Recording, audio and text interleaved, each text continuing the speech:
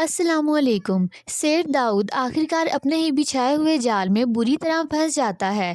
عدالت میں اسلم کے وکیل مضبوط دلائل کے ساتھ ثابت کر دیتے ہیں کہ اسلم پر لگائے گئے تمام الزامات بے بنیاد اور جھوٹ پر مبنی ہیں، بلکہ حقیقت تو یہ ہے کہ جس شخص نے اسلم پر کیس درج کروایا تھا وہی اصل مجرم نکلا۔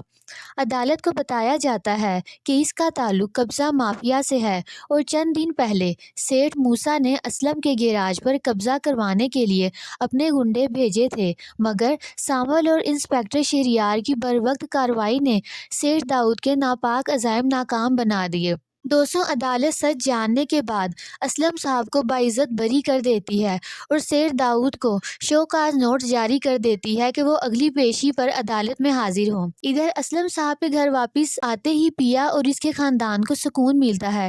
اسلم صاحب سامول کا دل سے شکریہ ادا کرتے ہیں اور کہتے ہیں کہ جو قربانی تم نے ہمارے لیے دی ہے وہ شاید کوئی اپنا بھی نہ دیتا۔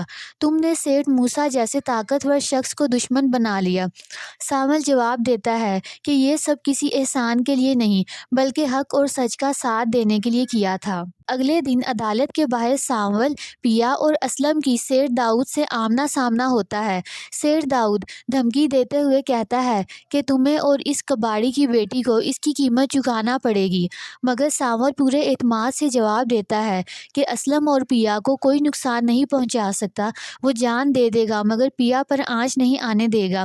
سیٹھ داؤد کی بات حد سے بڑھ جاتی ہے تو سامول اس کا گریبان پکڑ لیتا ہے مگر پیا اسے روک لیتی ہے۔ عدالت میں اسلم پوری سچائی بیان کر دیتا ہے کہ کس طرح اس نے پیا کو جوئے میں ہارا اور اس کی بیوی کی جان چلی گئی، مگر افسوس کہ سیٹھ داؤد کے کالے کرتوتوں کا واحد گواہ نصیر ہوتا ہے، جس کے بغیر عدالت سیٹھ داؤد کو عارضی ضمانت دے دیتی ہے۔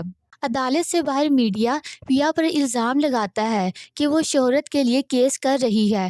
پیا سچ بولتی ہے کہ سیٹھ موسیٰ اس کی ماں کا قاتل ہے، مگر میڈیا اس کی بات کو جھوٹ قرار دے کر خاندان کو ٹرول کرنے لگتا ہے۔ سامول غصے میں آ جاتا ہے مگر پیا اسے روک لیتی ہے۔ آخر میں آلیار کو خبر ملتی ہے کہ اسلم نے سیٹھ داؤد کے خلاف کیس کر دیا ہے۔ سیٹھ داؤد شکست خواہ انداز میں گھر واپس آتا ہے مگر آلیار پرعزم ہو کر کہتا ہے کہ اب یہ جنگ وہ خود لڑے گا۔ سیٹھ داؤد کے چہرے پر ایک پراسرار مسکراہٹ ابھر آتی ہے۔ فرینڈ، کیسا لگا آپ کو اس ایپیسوڈ کا ریویو؟ کمنٹ سیکشن میں ضرور بتائیے گا۔